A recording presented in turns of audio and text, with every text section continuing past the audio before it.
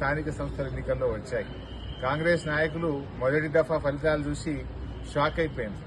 రెండో దఫా ఫలితాలు చూసి మైండ్ బ్లాక్ అయిపోయింది. ఇక మూడో దశ ఫలితాలు ఇవాళ రాత్రికి వస్తాయి.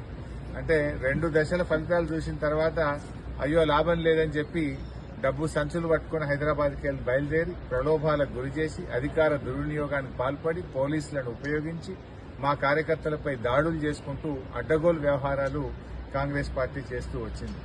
కానీ అంతకంతకు అనుభవిస్తారు. ఇలా దాడులు చేస్తే సహించేది లేదు. ఇప్పటికైనా దాడులు మానుకోండి. మా కార్యకర్తల జోలికి వచ్చినా, మా కార్యకర్తలను ఇబ్బంది పెట్టినా, బలవంతంగా మీరు పార్టీలో జాయిన్ చేసుకోవాలని చూసినా కూడా దాని తీవ్రమైన పరిణామాలు ఉంటాయని చెప్పి కూడా హెచ్చరిస్తూ ఇవాళ బీఆర్ఎస్ కార్యకర్తలు ఉద్యమకారులు మా వాళ్ళంతా కూడా ఇవాళ ఈ ఉద్యమకారులే నేడు సర్పంచులుగా, ఉప సర్పంచులుగా, వార్డు మెంబర్లుగా ఎన్నిక కాబడ్డారు. ఇవాళ వాళ్ళకు కూడా తెలుసు మళ్ళా 2 ఏళ్లలో వచ్చేది బీఆర్ఎస్ గవర్నమెంటే. ఎట్లా ఎన్నికలు ఒక 6 నెలల్లో ఏడాది ముందుకే వచ్చినట్టున్నాయి. 1 నేషన్ 1 ఎలక్షన్ అని ఒక సంవత్సరం ముందుకు వస్తాయని అంటున్నారు. అంటే 2 ఏళ్ల తర్వాత వచ్చేది బీఆర్ఎస్ గవర్నమెంటే. మళ్లీ కేసీఆర్ గారే ముఖ్యమంత్రి అవుతారు.